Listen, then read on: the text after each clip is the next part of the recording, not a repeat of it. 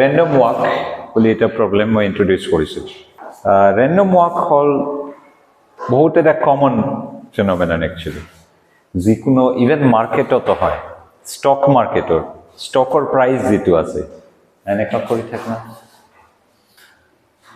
so at each moment এটো কোন পিনে যাব এটা কমপ্লিটলি র্যান্ডম আপওয়ার্ড যাব নেকি তলৰ পিনে যাব ইটস কমপ্লিটলি র্যান্ডম so এটো এটা র্যান্ডম ওয়াক মানে but first historically random walk hall যে এজন drunk মানুহ a drunkard completely drunk so if you put him somewhere let's say in one dimension okay the one dimensional line আছে simplicity karone one dimensional line of there is a drunk man standing or woman and at any moment he has a chance of taking a step on the right or in the left okay just completely random and he has no control over which way he will take a step so if he takes a right step that does not mean that he will take the next step in the right or left every step is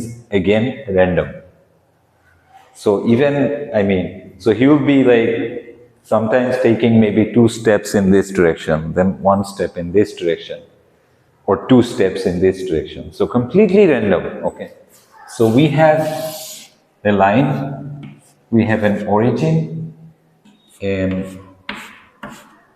here we have 1 2 3 4 5 6 and so on this direction we have -1 -2 -3 -4 the left direction this is the right direction he starts from here and he has a random chance of taking a right step or a left step okay this is the original historical problem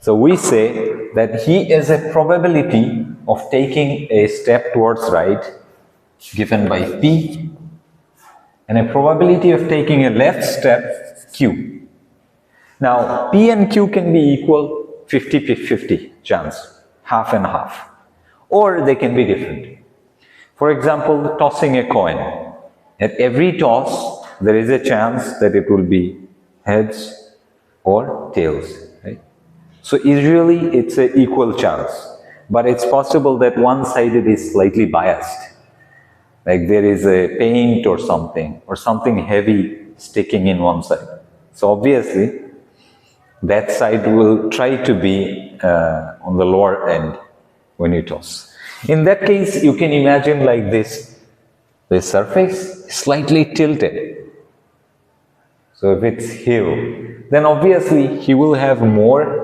tendency to walk in this direction but not consciously he does not know his steps taking a step is random but he's slightly biased in this direction because of the inclination but otherwise random so in that case it's still random just the probability in the left direction is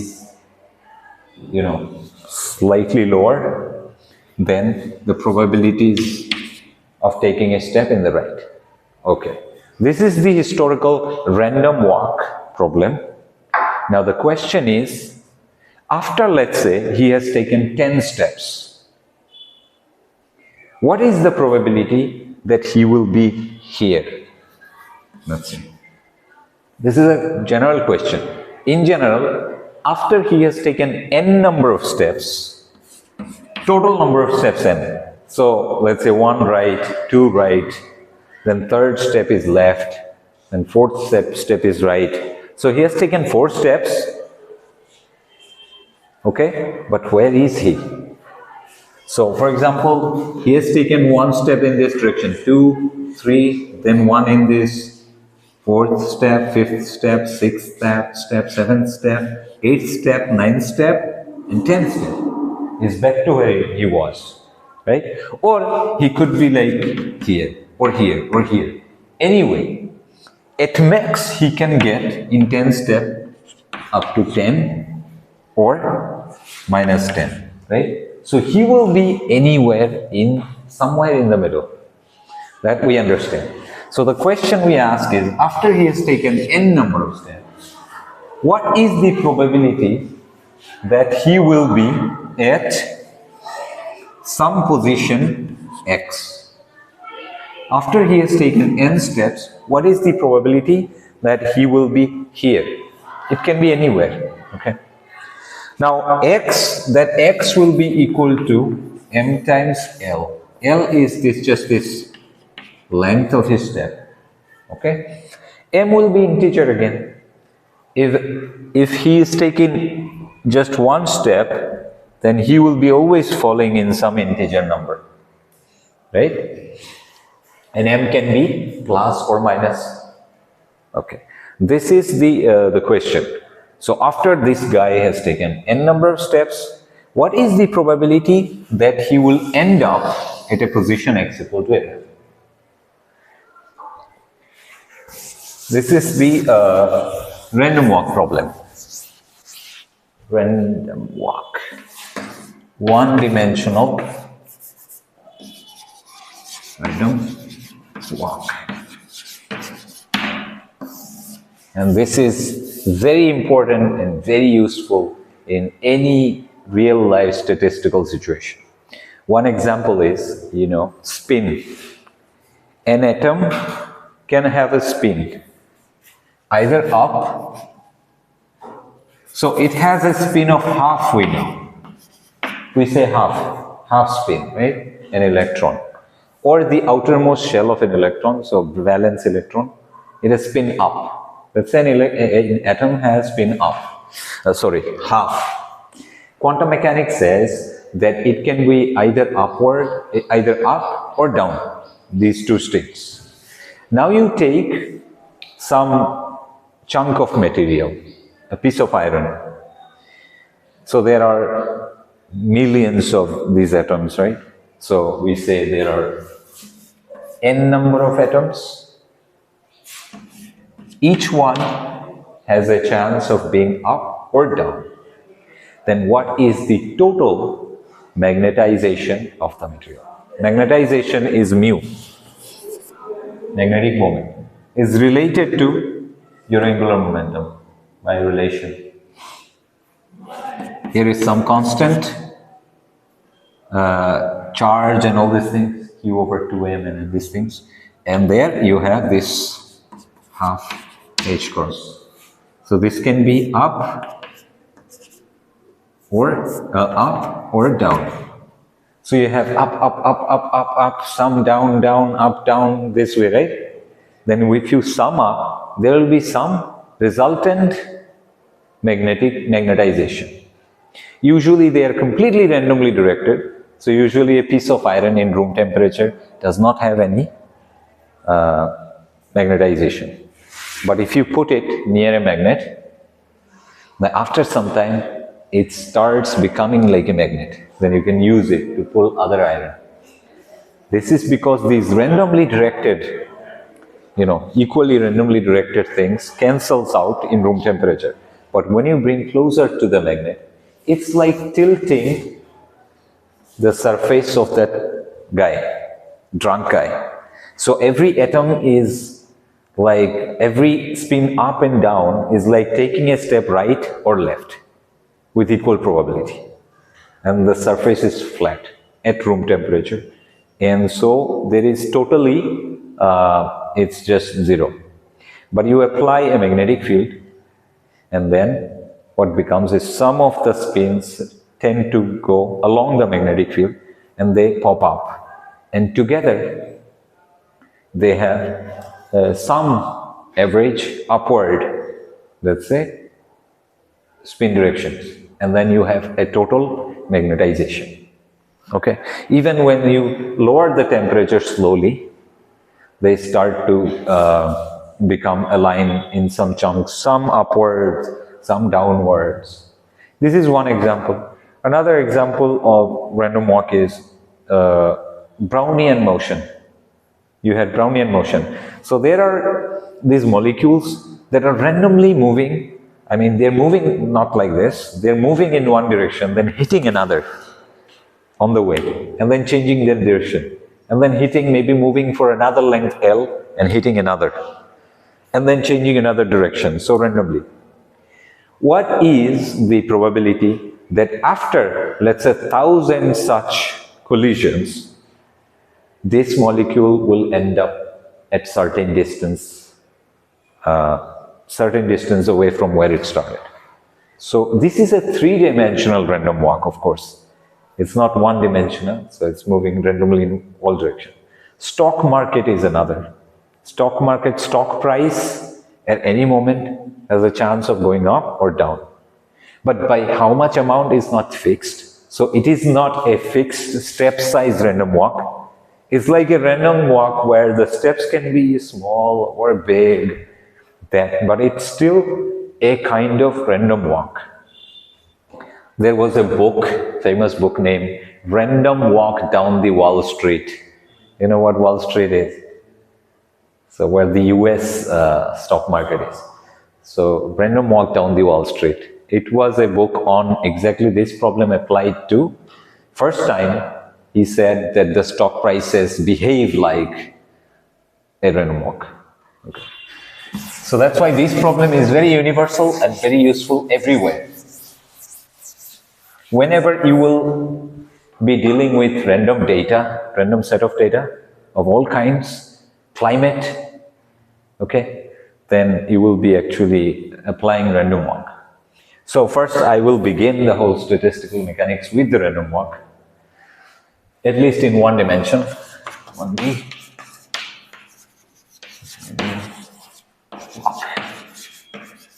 And statistics is the basics, is the fundamental thing that you need to know when dealing with large amount of data. Okay, let's start with this guy.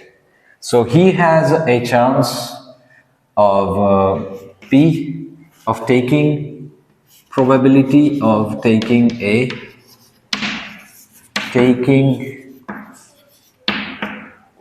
right step toward right, I mean Q probability of taking a left step. Okay, now let's say he has taken NR number of right steps in one case. Okay, let's say this guy has completed total n number of steps. Total n number of steps he has taken, out of which he has taken NR number of rightward steps. It could be in any order, remember. So if he does this,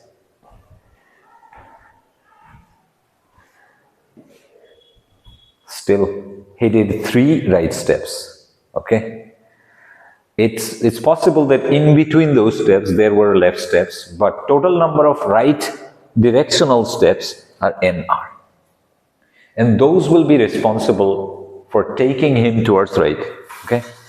And he also took an L number of left steps. So obviously total number of steps N will be equal to number of steps taken in the right plus number of steps taken in the left, that right? And his final position M will be NR minus NL, because we always say the positive direction in the right direction, so only that's why. We choose our axis how 0 and it increases in the right direction, right? So that's why, I mean, if NR is smaller, then we'll just find a negative number. We'll just find, let's say if it is 2 and this is 3, we'll find minus 1 and that's fine. That will mean he is here. But this M is his position, final position. So if he really took more right steps than left steps, then he will obviously be on this side. Okay? Otherwise, he will be on the other side, negative side. Okay. We can get rid of one of them easily, because just one is enough. If we know how many right steps, and if we know total number of steps, then we know, I mean, how many left steps, obviously. So I can just replace this from here. NL is N minus NR. So this is just 2mr minus n. So if we know total number of right steps, we know where he is.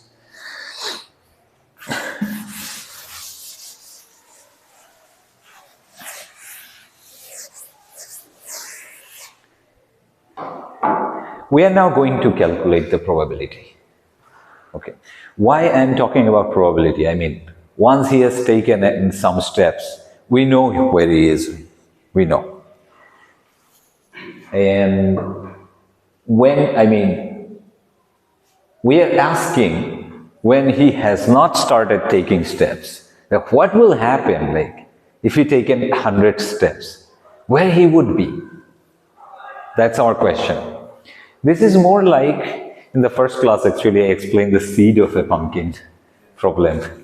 So let me repeat that here, a small diversion. It's called an ensemble. We need this always in statistics. For example, I give you a pumpkin seed. Rongalaur eta, what is seed? Bees. Yeah, I give you the, so I mean, Rongalaur eta bees moi tomak dilu. And I ask, what is the probability that it will be producing a pumpkin of 10 kilogram? This, I mean, you can guess anything. There is no meaningful way that you can get. It could be a very bad seed, like from a very bad kind of plant, you know, that it produces only this size of pumpkin. Or it could be really big. So we cannot answer this question meaningfully, unless I tell you that this seed comes from a farm where there are thousands of pumpkin plants, and you know what is the distribution of weights of those things. So if you like, there can be some 5 kilograms, some 10 kilograms, some 20 kilograms, some 15 kilograms. You count them and you find the average sizes, and you see like, maybe some of the 5 kgs are, let's say 50% of this whole farm has 5 kg sizes. And then, let's say 70% has 10 kg. Okay? Sorry, 50% we already have. We cannot have 20%. Okay? So yeah. Another 10% is very high, let's say 15 kg pumpkins. So we have how much? 50, 70, 80, and another 10%. So that has to be very less actually. Okay. 10% has 20 kg.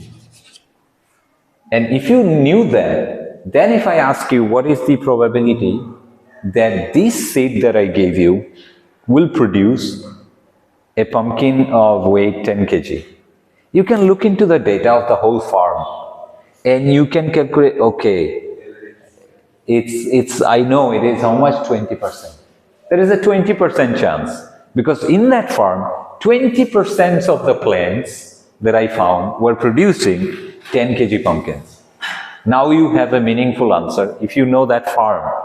That farm is a collection of thousands of seeds actually, in principle. Because if you collected seeds from those plants and mixed them, that's the chance. It's possible that your seed will actually produce a 20 kg. But that is probability. It doesn't mean that you will really get head or tail. But if you kept tossing, then 50% of the times you will get heads. So if you bring like 100 of those seeds randomly from around that farm, then you will start to see that yes, 20% of those seeds are now producing 10 kg. So what I'm saying is, this is called an ensemble. Ensemble is a copy of the same thing, a huge number of copies. So one head, one coin, is just a single coin. If you toss it, you have no idea what will come. It is certain that it will be either head or tail, but you have no idea what will come. But if I give you 1000 same size, exactly same copy of the coin, then it is highly likely that at least 500, maybe 502, around 500 will be heads. Okay, so that's called an ensemble of coins. It can be an ensemble of a classroom. In the end, I will do a small problem and you will know. Right? Okay, so ensemble. Here in this case, could be an ensemble. For example, I collect 1,000 drunk men and I put them in 1,000 such similar platforms. One-dimensional, okay? And I let them walk. I let them take 100 steps, all of them. And then after 100 steps are completed, I will find some of them maybe at a position 30, some of them at a position 20, some will be at 0, some will be at 50, right? Because they are not related, they're completely random. So what I will see, what I expect to see is that most of them will be at 0. Slightly less will be here, slightly less will be here, slightly less will be here. You will know why this answer actually. I will give you this problem. You have to solve it using Python or something. So it will be something like this. Very few of them will be very far from where they started. Because they are completely random. So they will just keep doing this, you know. So most of the time, they will be around where they started. Because they have equal probability of going in both directions. And only 0 is the place that is equally right and left. Right? So they will end up most of the time here. But some of them I will find they are here. But still, closer to the 0 will be more. But very few of them I will find almost near 200 steps. So that's why it will look like this. And how I get this?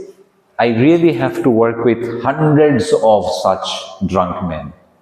And then once they really completed their 100 steps, I have to note down, let's say this guy number 10, he is at position 10. So this is guy number 10, he is at 10. He has some position here. Then I'll go to another guy. Oh, where you are? Okay, you are here.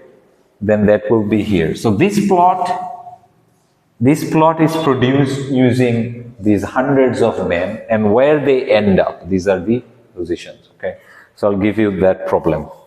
Do you know random number? Random number generator or random number from Scilab or Python? Can you use a random number? Or I mean, we will use that. We'll discuss. So don't worry. Because in a programming, how will you decide which way he takes the steps? In programming, what will you do is you just call a random number from the computer. Okay? Between 0 and 1. Some number. It can be 0.6, 0.9, 0.8, 0.0, 0.01, anything. It will be absolutely random each time you call it. If this random number is bigger than 0.5, then you say, okay, I take a right step. If this random number comes out to be less than 0.5, I take a left step. And that way you will do this computer programming. Anyway, so let's say this guy, so if this guy has a probability P of taking a right step and probability Q of taking a left step, then what is the probability that he will be, after n step, he will be at some position x equal to ml. L is the step size. Before that, you need one concept of probability. You already know very well, just a refresher. Suppose there are two independent events, A and B. It could be like two coins tossed, okay? Or two dice actually thrown. So dice can come up with 1, 5, 6, 3, anything, right? The other dice is independent, so it can come up with its own. What is the combined probability that you will see 3 in one dice and 5 in another? How we do that? We know how to do probability for one dice. What is the probability of getting 3? 1 over 6. What is the probability of getting 5 in another dice? 1 over 6. What is the total probability that these two will come up? It's multiplication. Yes, it is multiplication. If it is independent, remember. If these two are independent, if they dependent on each other, that's different. There will be some interference term. Otherwise, it's multiplication. So if there is an event A and event B, they're independent. And then if P of A was the probability of occurrence of A, and PB was the probability of occurrence of B, then simultaneously getting A and B together, the probability of that simultaneous occurrence, P of, that is called P of A, B, is PA times PB for independent A and B. Okay, so here we have two such things. Probability of taking a right step or probability of taking a left step. They're independent, not dependent, okay? They could take in any direction. So, when he took NR number of right steps, each step was independent, right? When he took a right step, does not mean that, oh, I have taken a right step, now I cannot take another right step, I'll better take left step. It's not like that. He has no idea that he has taken a right step. He's like absolutely drunk. That means this one right step has no effect on the other right step. Therefore, if he took NR number of right steps, then the probability of taking these NR number of right steps will be just P multiplied by P multiplied by P up to NR number of times. As I said, PA into PB. Here, one NR step. So the probability of taking one NR step is P. Again, probability of taking another NR step is P, right? So the total probability that he will take 2 NR steps is just P into P. And therefore, NR number of P steps is just P multiplied NR times. And that is P to the power NR. Similarly, for the left steps. So Q, NL number of times. So that will be Q to the power NL. Okay? And these are again independent. So the probability that he took NR right step and NL left steps is all multiplied together. So it will be actually like some P, Q, P, P, P, Q, P, Q, Q, like that. So I just collected NR number of P's here and L number of Q's here. So actually the probability is P to the power NR times Q to the power NL. That's my total probability that out of these n steps, he will take NR number of steps in the right and L number of steps in the left. Is this clear? Or any confusion?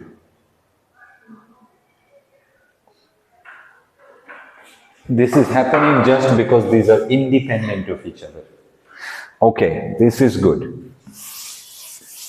Next thing is, let's say he takes 3 steps. 3 steps could be 3 all in the right direction and 0 in the left. No, sorry. Let me think about this. It is fixed that, let's say he took 2 right steps and 1 left step. Okay? 2, so NR equal to 2. One example just. And NL equal to, let's say 3. So its total number of steps, 5. Now he could take NR2 as like this. 2 and then 3 left steps. This is one possibility. But he could also do 1 NR, then another NL, then another NR, and 2 NL. That's also possible. Still 2 NR, still 2 right steps, right? Or he could just he complete 3 of his NL and then take 2 NR. In all cases, it's always these 2 right steps and 3 left steps. And he will end up in the same position because after all, the number of rights and lefts are fixed. So it is NR minus NL is -1, so it'll always be here. He started from there, okay? Which means we have to count how many ways you could arrange these right steps and left steps. 2 right steps and 3 left steps. You can work out this.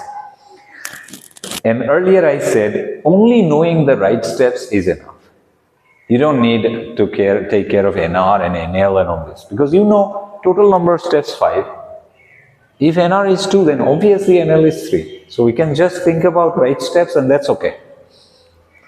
Now when I say that we have to count how many ways he could take these right steps and these left steps, right?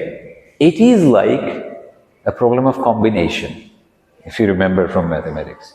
It is like choosing from n number of steps, nr number of right steps. It's like choosing from n number of balls, some nr number of balls. How many ways you can choose out of 5 balls, only 2 balls. So I could take these 2, or this way. I take this one and this one. Or I could take this first or this first. So basically it is a problem of choosing nr number of balls out of n number of balls. And that is how many ways? That's simple. That is simply NC NR. That is NC NR. So NC NR number of ways he could take right steps out of these n number of total steps. And what is this? This is n factorial by nr factorial n minus nr factorial. So this subject is going to be very less physics because this is about how you deal with the data really. You have data of any kind. It could be from a particle physics experiment. It could be from market. It could be from climate, weather, temperature of a city. It's just data. And these are the techniques that you have to apply. Average, probability, chance. What is the chance that tomorrow it will rain? Okay. It always says you see like 90%, 20%. So it does not mean that 90% of the day it will be raining. It just means that chances of rain is 90%. The rain is heavy or light has no relation with this percentage. 10% means that very less chance that it will rain, but it can still rain actually. 90% chance it still might not rain, but it's a heavy chance that it will rain. So all these things, same techniques apply. So it's a subject of techniques really, but statistical mechanics, so applied to mostly physics here.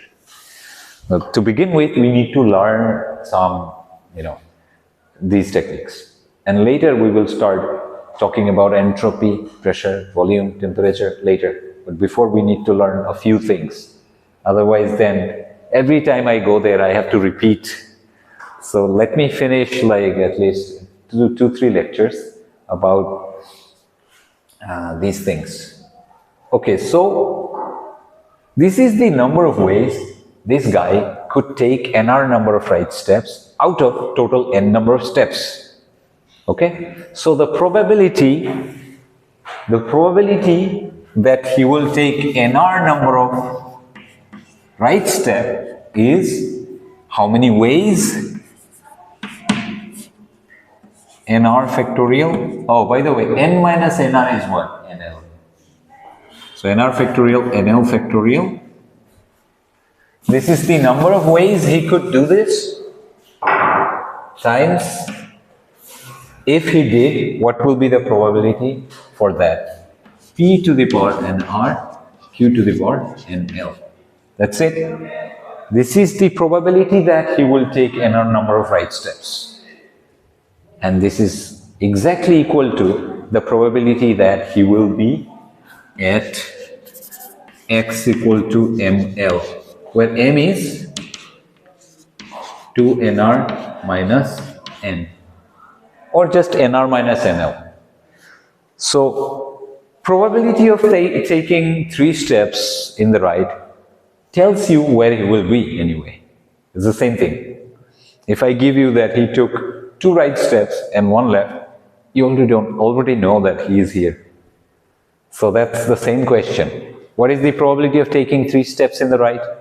Is equal to what is the probability that he will be at m equal to 1. The same thing. So that means this probability is equal to probability of him being in m such that m is 2nr minus n. Okay? Same probability, same thing. So we have solved our problem. This is the question that we wanted to answer. P of m equal to n factorial by nr factorial and l factorial, p to the power nr, q to the power nl. And now all you need is a few simplifications, like making everything in terms of nr.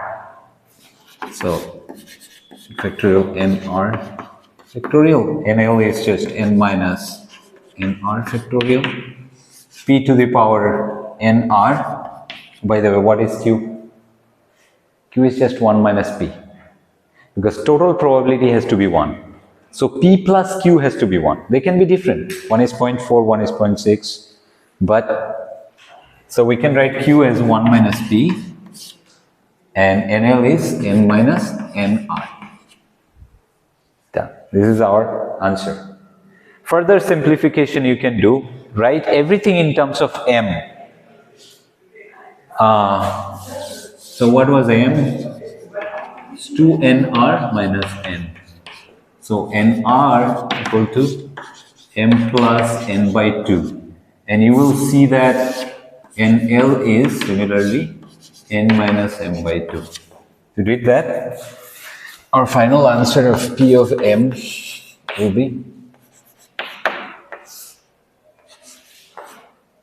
n plus m by 2 factorial, n minus m by 2 factorial, e to the power n plus m by 2, q to the, 1 minus e to the power n minus m by 2.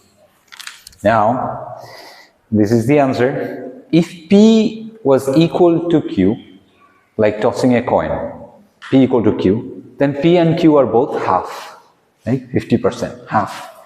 Now if you put half and half, you will get that m gets cancelled, n by 2 plus n by 2 equal to n. So this whole thing will be half to the power n for equal probability. But this is the answer. And this part has a name actually. It's called binomial distribution. This whole thing is called binomial distribution. If you remember from your mathematics, what was a binomial series? It was some p plus q to the power, or a plus b to the power n, or some, p plus q to the power n. What will be the expansion? It is exactly like this, some capital N, let's say. So n equal to 0 to n factorial by n factorial n minus n. It looks like this part, and that's why this is called a binomial distribution. How is this distribution? I already plotted actually. Looks like this. If you plot it as a function of m, then this probability will be like this. It will not be smooth though, it will be just this, some histogram. but this is binomial distribution. When they become too close to each other, when you increase this number of drunk people to 1 million, 10 million, 1 billion, you will see more. At some point it will become a smooth curve, and that's actually a Gaussian function. Okay.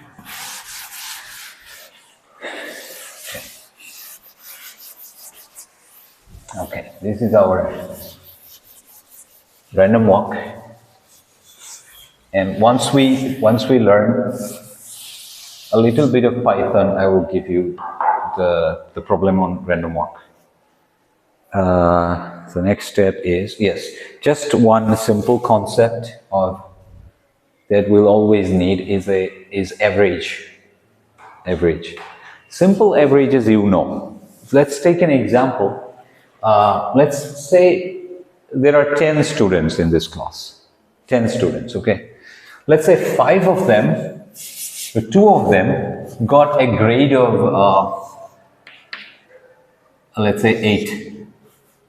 Okay? 3 of them got a grade of maybe 7.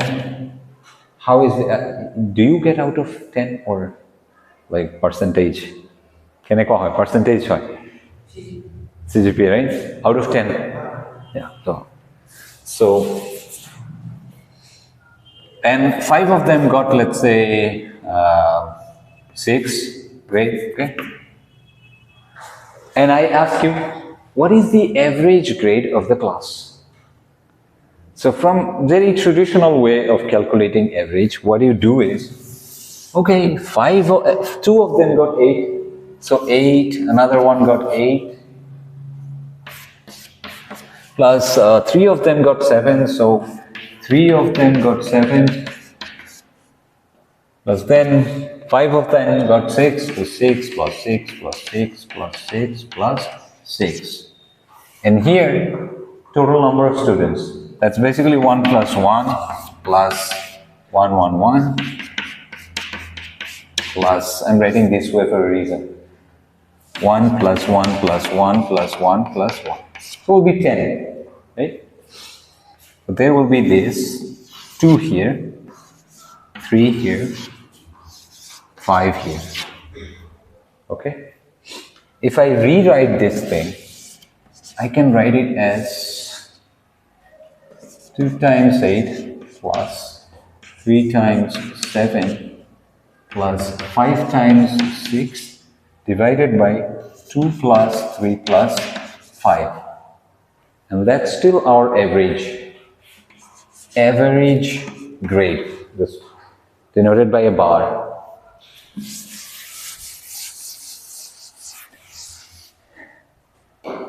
In standard formula, what we write is number of students that got some grade. Number of students that got 8 times 8. Number of students that got 7 times 7, the grade. Number of students that got 6 times 6. Then number of students that got 8 plus number of students that got 7 and number of students that got 6. And that's your, and these 8s are grade, so 8, 9, 6. In a formula, in a standard, not standard, in a general formula, if I denote the grades by a variable g, so basically g can take the value 8 or 7 or 6. The variable g is a grade variable that takes 3 values, in this class at least, let's say. It takes either 8 or 7 or 6. So we call this grade variable takes the values g1, g2 and g3.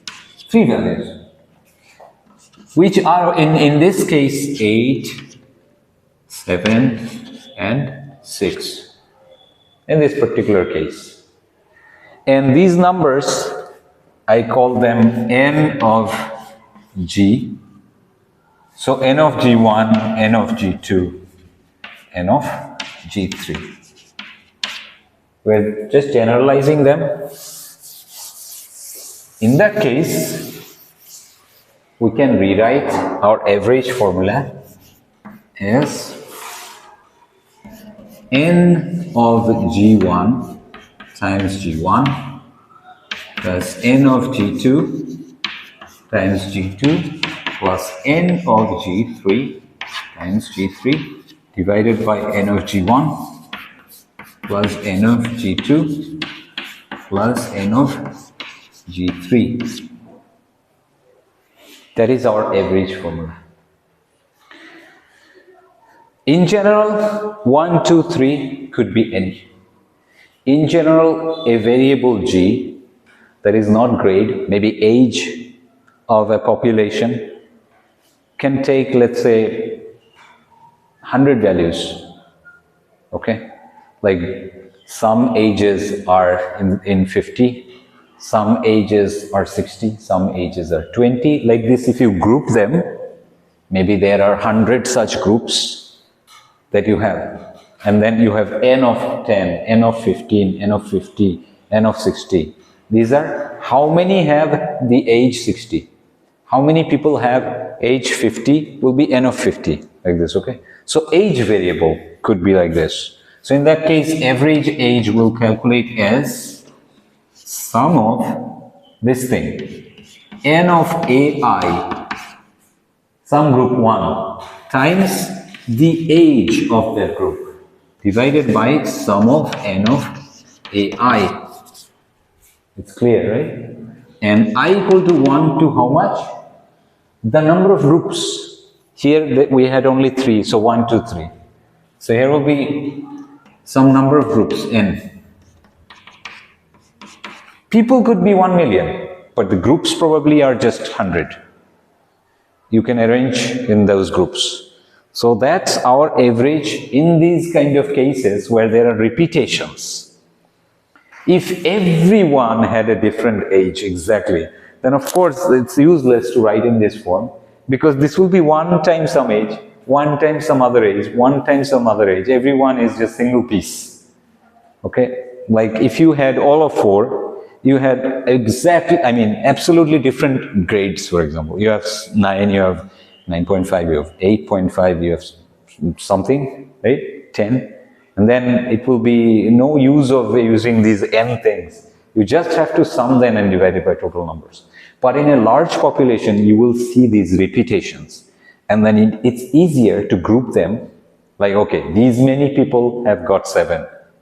N of 7 is 7, like that. So this.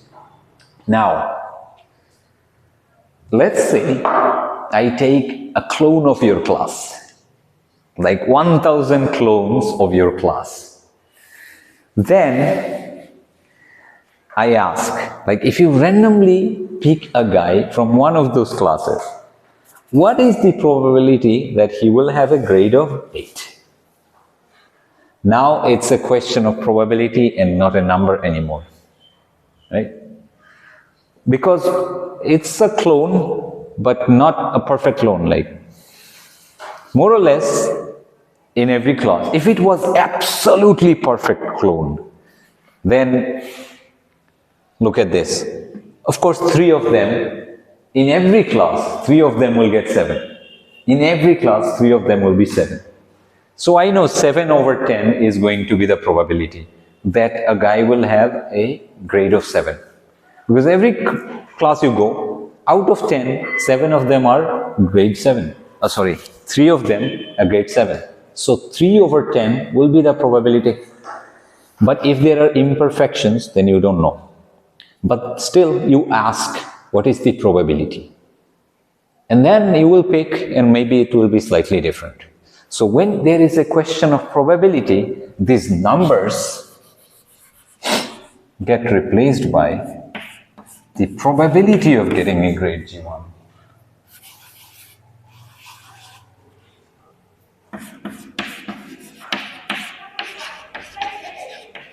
And here, the sum of probabilities.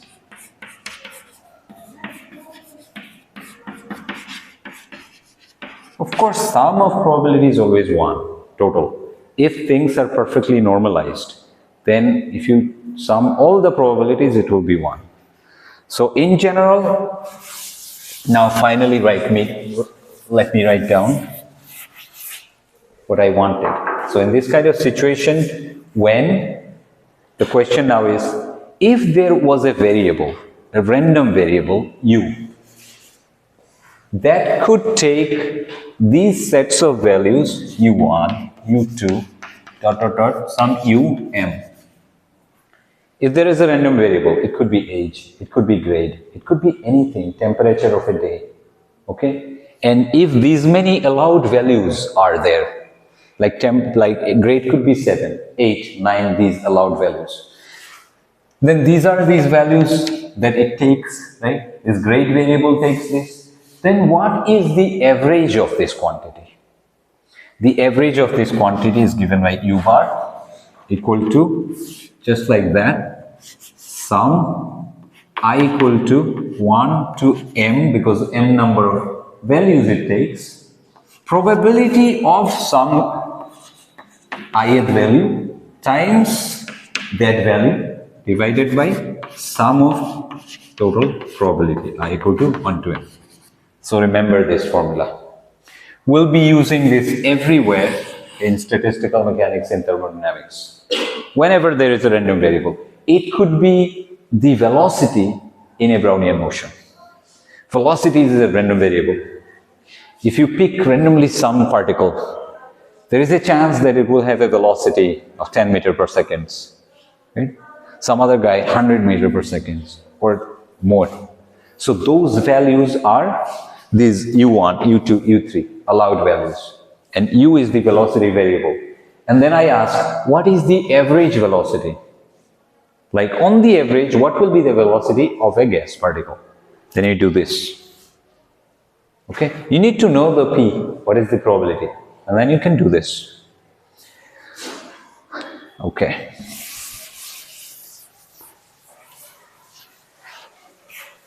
And it turns out that if you wanted the average of u square, you just do square here. And the interesting useful thing is, u cube, u5, anything you do, the average of that quantity will be just like this. In fact, any function of u, you wanted sine of u, let's say, average of that will be just this. Now, based on this formula, I'll give you simple problems. I'll give you take a screenshot and we'll give you. What is, or just prove that